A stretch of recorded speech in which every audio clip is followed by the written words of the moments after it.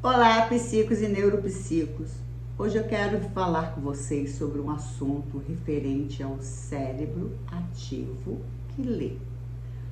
Nós temos os lobos cerebrais e apesar de cada um deles ser responsável por algo no nosso cérebro, eles estão interconectados. Se eu coloco a mão aqui, né? Essa partezinha aqui com a minha mão aberta, ela é o lobo pré-frontal. Mais um pouquinho aqui, nós temos o lobo parietal. Os lobos temporais, eles ficam aqui próximo às nossas orelhas. E logo lá atrás, bem lá no finalzinho, fica o nosso lobo occipital. Quando a criança ela é fluente na leitura, ela usa, né, o occipital temporal para ler, tá? Já as crianças que têm um problema de leitura, elas usam mais a via, tá? Parietal temporal. E nós vamos descobrir hoje por que isto acontece. Então, a área occipito-temporal é a área onde os estímulos sensoriais convergem, ou seja, é ali nesta área, nessa junção dessas duas áreas, que a gente consegue entender o quê? Sobre a palavra, sobre sua aparência, sobre o seu som e seu significado. Ali são reunidas todas essas informações. Já os leitores iniciantes, eles devem fazer o que primeiro? Analisar a palavra. Como é que uma criança começa a ler? Não é fazendo a conversão grafema-fonema? E eles usam, né, a análise dessas letras, respectivamente os seus sons, conseguem porque eles usam o sistema parieto-temporal. Por quê? A leitura é lenta, analítica, é ali que começa todo o estágio de uma leitura. Toda criança, quando ela começa a fazer a conversão grafema-fonema, ela está usando o parieto temporal, tá? Depois ela começa então a ler com mais precisão, a ler com fluência e logicamente o occipito temporal ela entra em ação.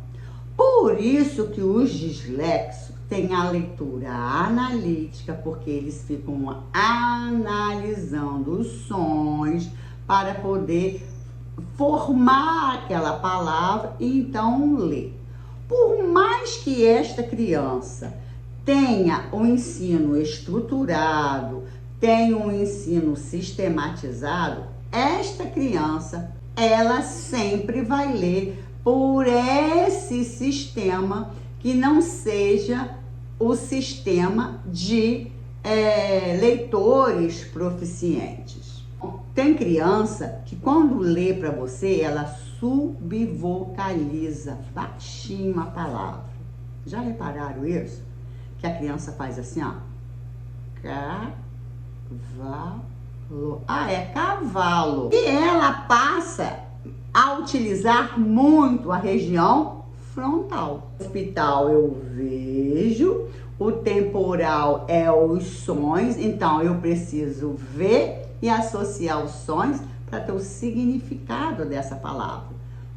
E o leitor proficiente já faz isso. No adulto, tem palavras com precisão. Mas se você for medir a fluência deste adulto, você vai perceber que ele ainda lê lentificado. O quadro de leituras por minuto, quarto ano, ele tem que já ler, quarto ano em diante, né? Já tem que ler por minuto mais de 180 palavras. E quando a gente vai medir essa taxa de leitura em jovens de 15, 16 anos, que lê muito lentificado, a gente vai ver ali na contagem de palavras que não tem.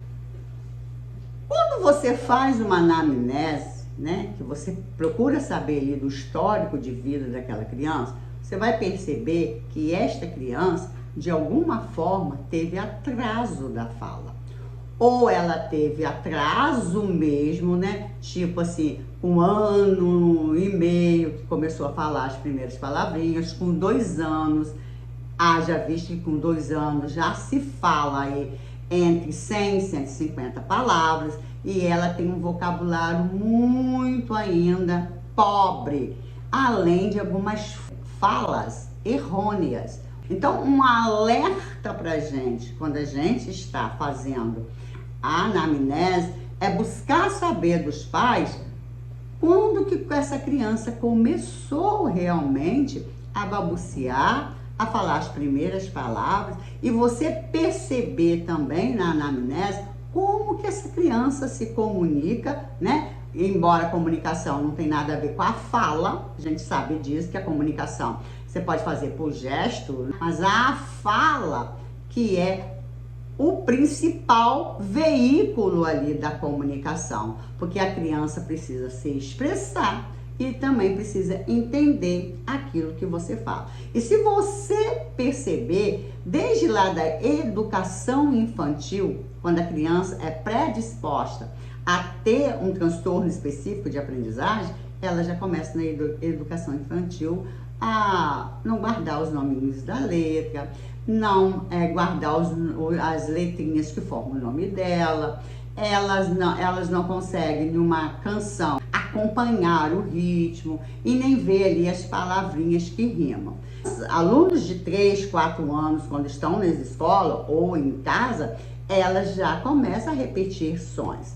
As crianças dislexas já têm esse problema nessa estrutura sonora das palavras. Consequentemente, né, vão ser mais sensíveis para este aprendizagem. Uma outra coisa que acontece muito, a criança ela sempre coloca, é como se fugisse a palavra, o pensamento dela está intacto, mas é como se fugisse a palavra, né, na hora de falar. Os pais falam assim, mas ninguém na minha família tem problemas de leitura. Mas às vezes já passaram por problemas sérios na infância e mesmo hoje, né, adultos, aquelas pessoas leem de forma não fluente. Eu faço intervenção de uma criança que é dislexa, a mãe tem uma dificuldade de se expressar, tipo, é como se ela, né, ficasse nervosa para conversar, como se ela tropeçasse em algumas palavras, em alguns vocábulos. E hoje, a filhinha dela, que tem 4, 5 aninhos, também está tropeçando, né, na hora de falar e na hora de conversar. Fala muitas palavras errôneas e a mãe já quer trazer para a gente fazer uma avaliação, para a gente poder ajudar também essa criança. Veja, a mãe fala assim, não, mas eu leio bem, né? Eu entendo, eu compreendo, mas não lê fluente e também lê de forma tortuosa. Você gostou desse vídeo? Deixe o seu like, se inscreva no canal, tá? E compartilhe. Um grande abraço, até a próxima.